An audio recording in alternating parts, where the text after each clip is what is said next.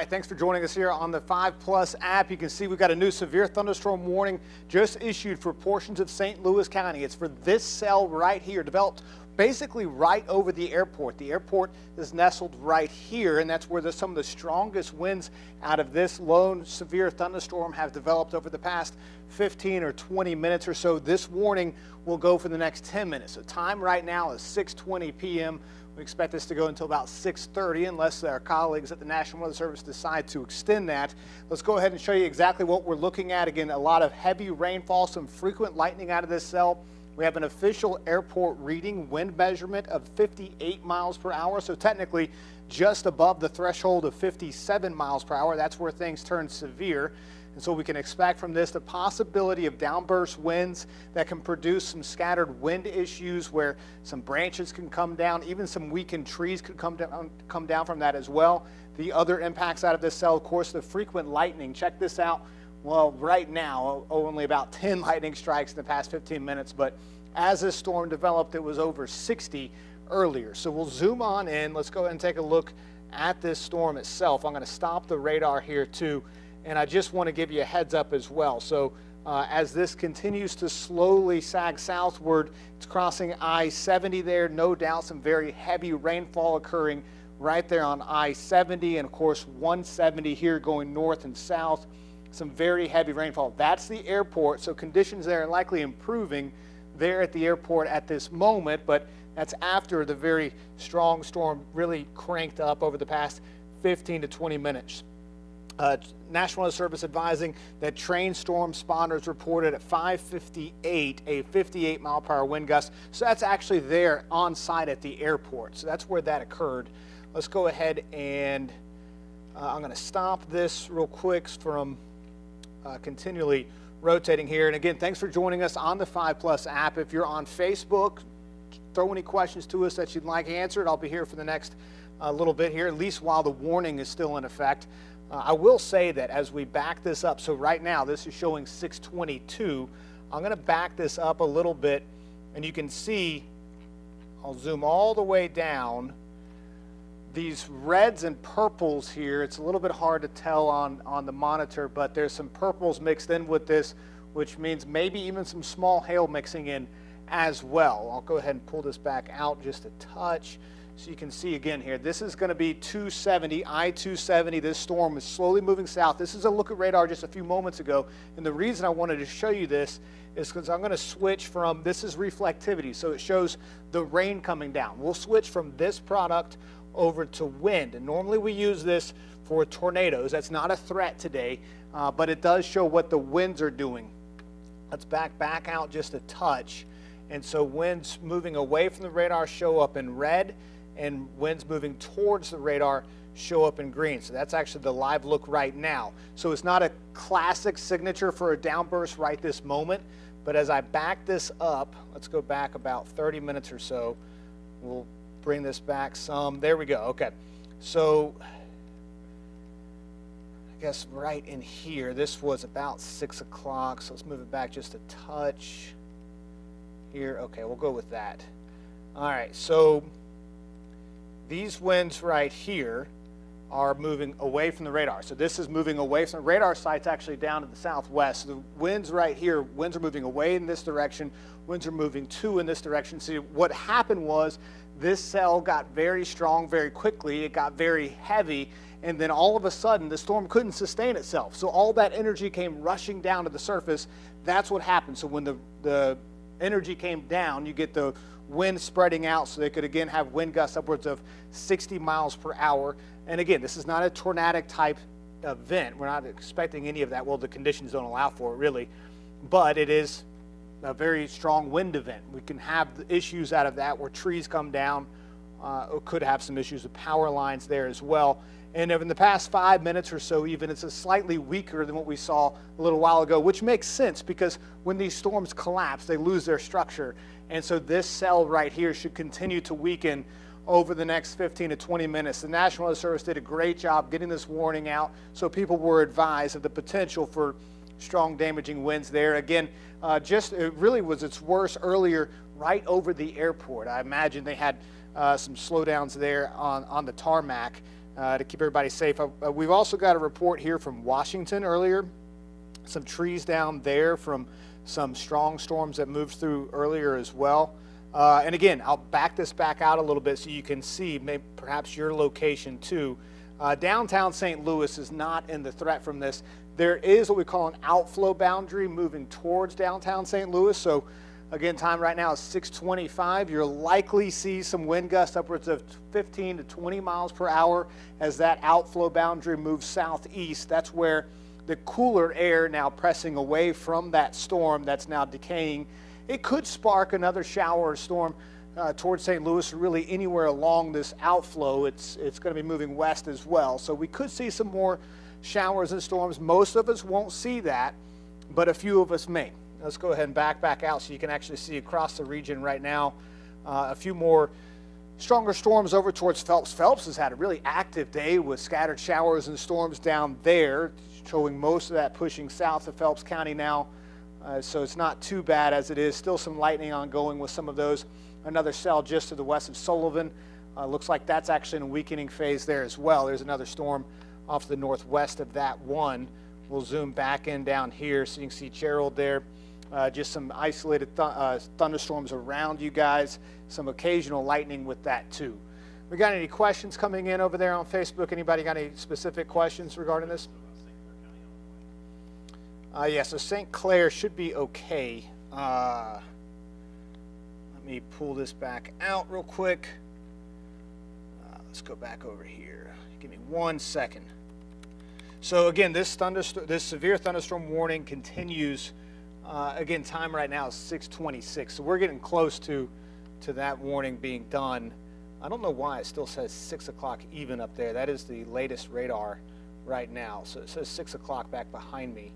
See if I can change that to where, I don't know, it should say 6 o'clock right now. I'll hit this.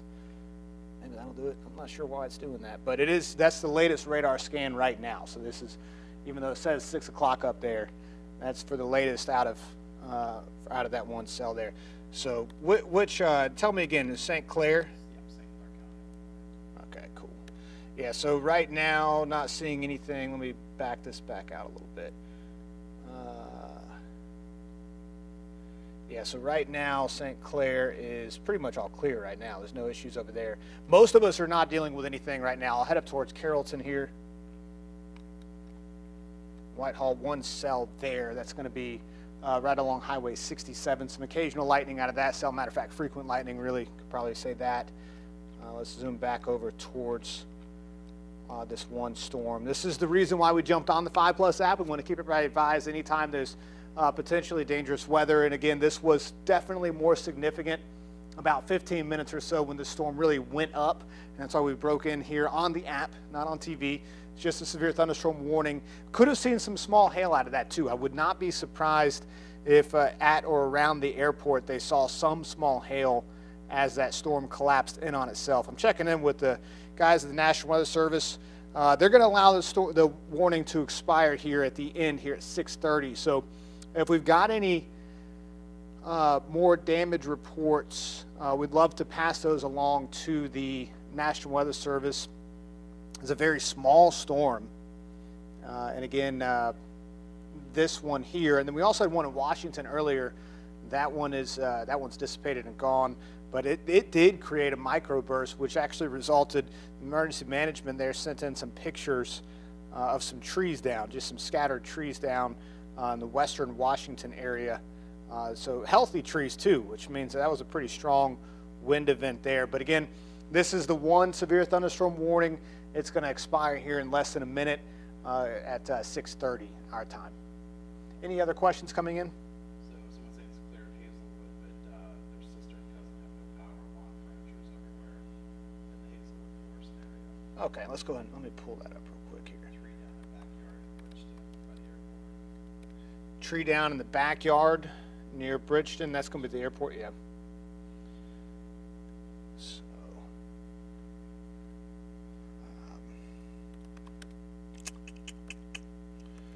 yeah. So there's again, we're getting. So that was just to the northwest of where that cell.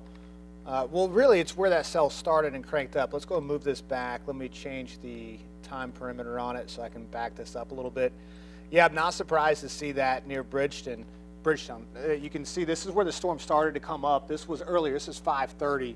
So as I put this in motion now, you can see that storm really begin to it developed. It really got its strongest just to the north of I-70 here.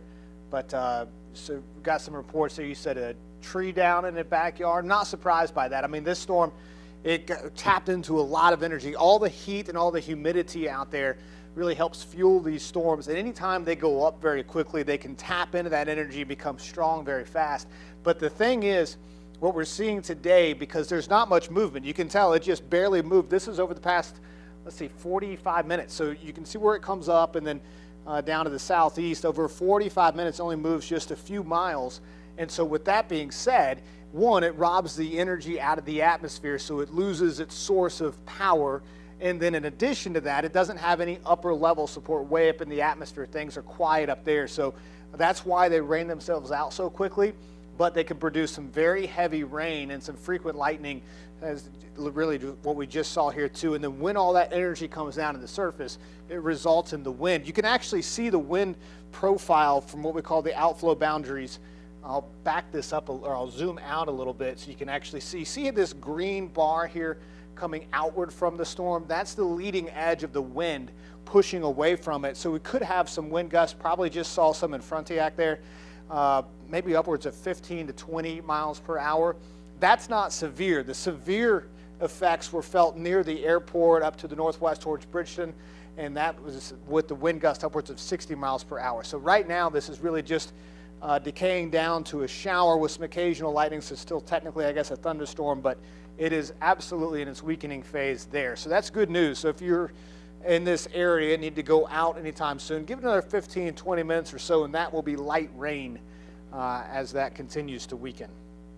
Still showing some moderate rainfall with that at this point, but nothing too severe at this point. And the National Weather Service did allow that warning to expire there at 6:30.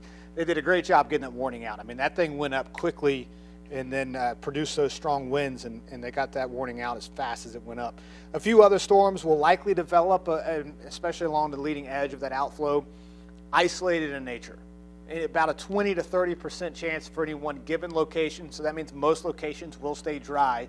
But anybody that does get storms today for the rest of the evening hours, those could have some heavy rainfall and some frequent lightning and some gusty winds too, because there's a lot of energy out there. It's hot across the area, so there's plenty of energy out there for storms if they can get going. The trick is they got to get going. It's tough to do that in the atmosphere today, but once they do, then they can become strong rather quickly, just like what we saw with this one cell here in northwestern portions of St. Louis County. Any other questions coming in? Susan says marble-sized hail at Woodson Terrace, which is a little bit south of Bridgeton. Okay, so marble-sized hail, Woodson Terrace, you say? And that was from who now? That's from Susan. Susan, thank you for that. We appreciate it a lot. I'm going to pass that along to the National Weather Service right now through our emergency management, through our National Weather Service chat. It's a direct line with them. So marble-sized hail. Yeah, it's really sort of on the other line or other side of the airport, south side of the airport.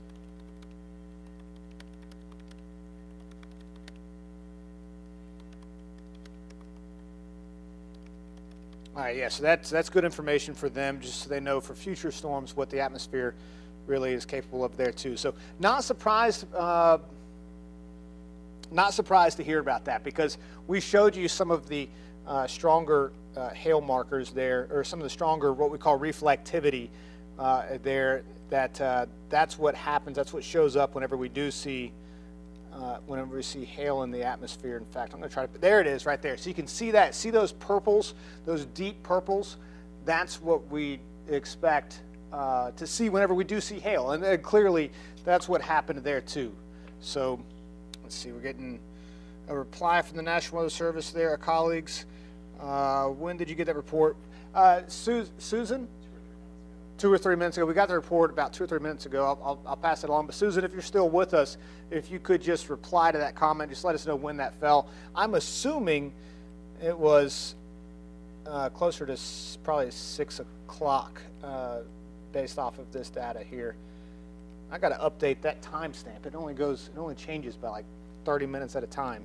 Okay, that was about 6:02 or 6:03 is what it looks like when that likely happened. So, okay, I've gotten reports.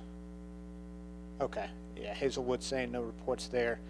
So it looks like, I mean, this is the exact location where the strongest indication of hail occurred earlier. So again, this is weakening. I'm going to give us a real quick synopsis of what we're seeing across the area in just a moment, but just want to check in on a couple of other things. Yeah, so that's weakening there. Another pretty impressive storm going up. Well, that one's, I'd say it's impressive. I zoomed in on it. It was less impressive when I zoomed in on it. Let's go back down to the southwest. This one over towards Sullivan is what I was looking at on my radar. I've got two separate radar apps pulled up here, so it's a little bit easier to see what's going on in real time. This one is going, again, just to the west of Sullivan. It's near Sullivan Primary School. Sullivan Primary School is right down here, so you can see off in the distance some heavy rainfall and frequent lightning. That looks better on that last scan just came in. Let me make sure I've got that. That's why. All right, now we'll pull it back out a little bit.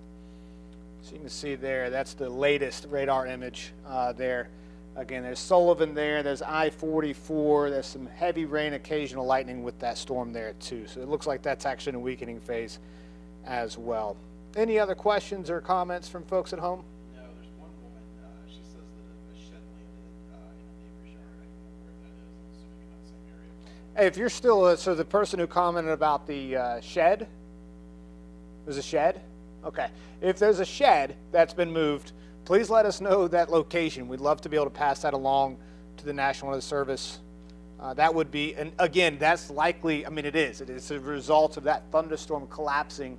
And like I've mentioned, if you're maybe somebody's new to the stream, some very heavy rainfall, of course, but a lot of energy coming down to the surface very quickly and spreading out. There's the leading edge of that wind profile out of that decaying storm there. And in fact, and look at that, that's now light to moderate rain at best right along I-70, and I believe that's I-170 right there, Highway 180 or State Road 180 in fact. Yeah, so that's, and then if you look south, this is where that outflow is, and so cooler air from the rain, cooled air pressing south, resulting in wind coming southbound. And if you could think about cold fronts that spark showers and storms, these outflow boundaries can sometimes spark some showers and storms. And this isn't rain, so it looks like oftentimes you see the green reflectivity. The radar isn't looking for liquid. It's looking for anything in the atmosphere that shouldn't be there. And so it's likely picking up on dust and insects, in fact, that are being lofted by the wind gusts of only 15 to 20 miles per hour, but it'll still pick up on them.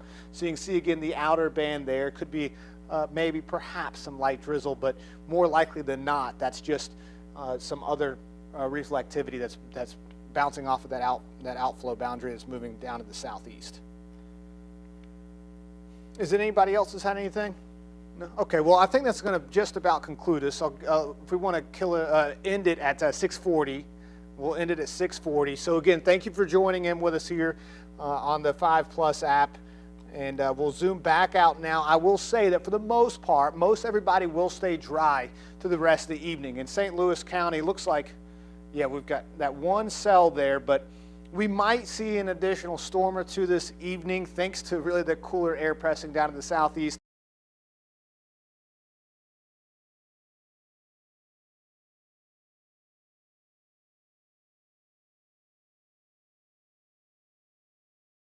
Keep those intact. 90% of us probably at this point should stay dry. Only about a 10-20% chance of rain for any one given location. Once the sun sets here this evening, a little bit closer to 8 o'clock, the energy is going to be zapped out of the atmosphere, so things will quiet down. We've got another storm chance for us here tomorrow. We've got the heat advisory in effect through tomorrow night at 8 p.m.